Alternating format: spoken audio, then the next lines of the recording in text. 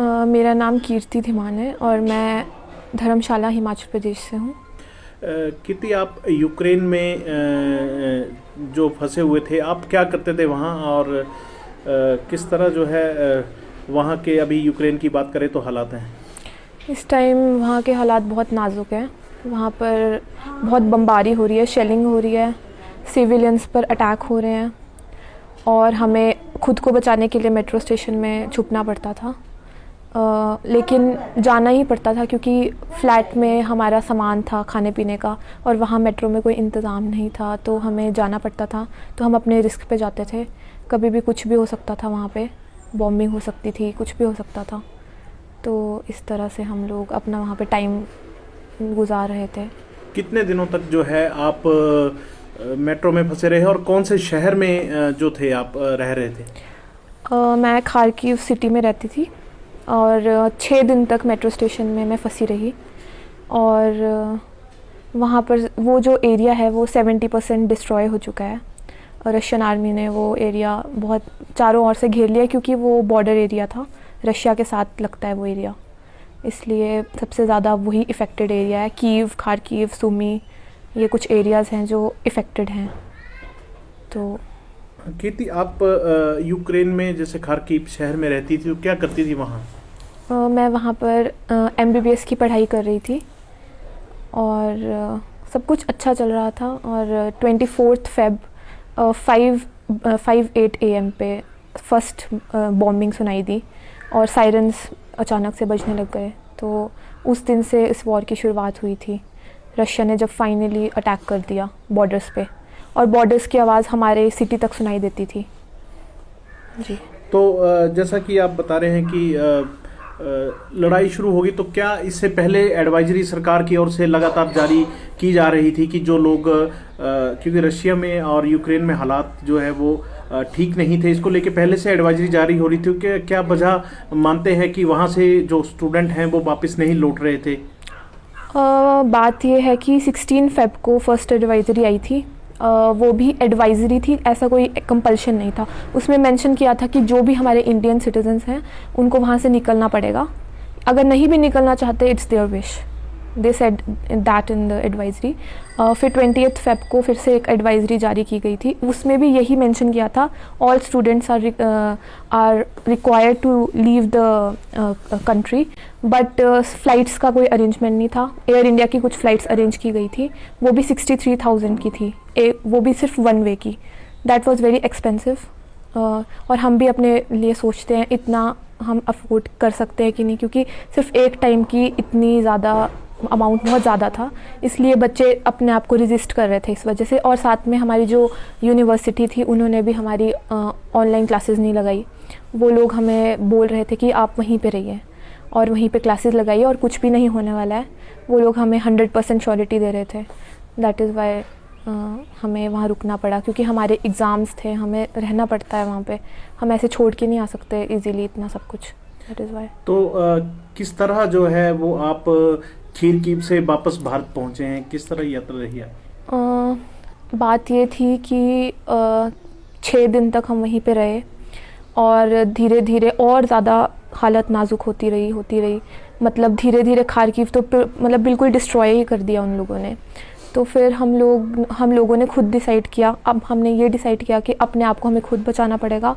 Nobody will come and save us. So हमने जल्दी से सारा ग्रुप बनाया, जो हमारे ग्रुप के फ्रेंड्स थे जितने भी, हमने डिसाइड किया कि अब हम किसी का वेट नहीं करेंगे, गवर्नमेंट का वेट नहीं करेंगे, we have to leave ourselves.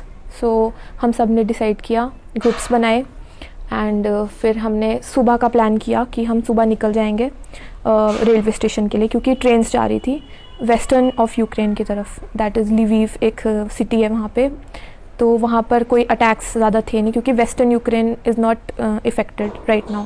So हम गए और हम 7 बच्चे थे टोटल, और हम लोगों ने सुबह प्लान किया और हम लोगों ने टैक्सी कराने की कोशिश की फिर सुबह।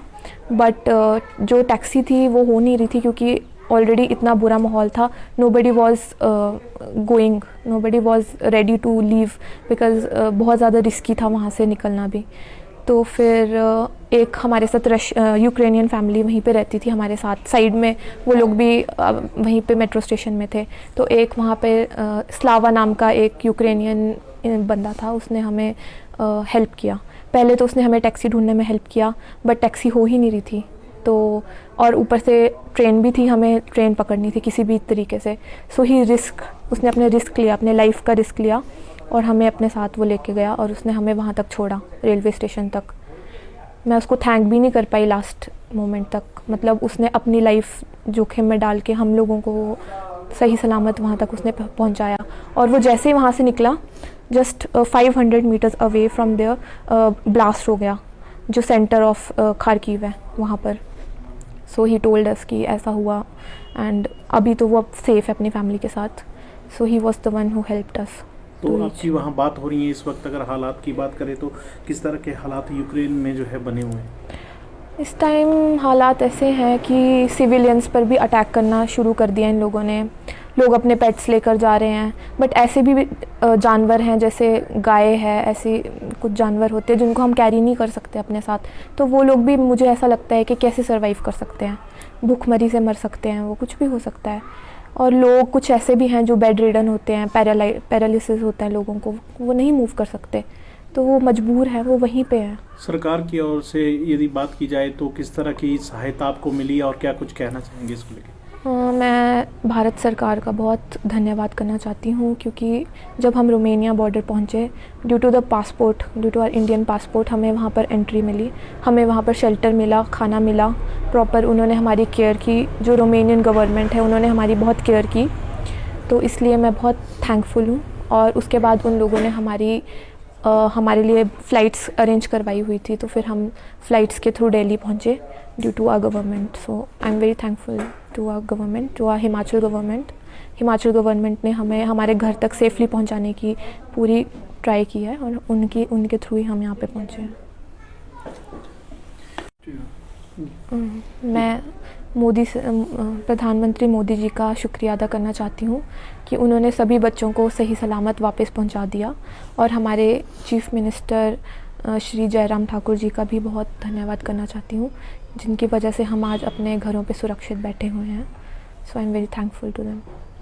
आपके विधायक ने पिछले 4 साल में क्या कुछ किया, क्या मुकम्मल हुआ और किसे किया दरकिनार, जनता से कितना रहा सरोकार और क्या रही विकास की रफ्तार। लाइव टाइम्स टीवी दिखा रहा है हर एक विधायक का रिपोर्ट कार्ड। खास वीडियो सीरीज में देखिए आपके विधानसभा इलाके में विकास के दावे और उन पर विपक्षियों का पलटवार, साथ ही इलाके के निष्पक्ष लोगों की निष्पक्ष राय भी हर हफ्ते केवल लाइव टाइम्स टीवी पर। आप भी अपने विधायक के कार्यकाल पर टिप्पणी करना चाहे तो हमें भेजें अपना वीडियो 82 198 00003 या 82 198 00004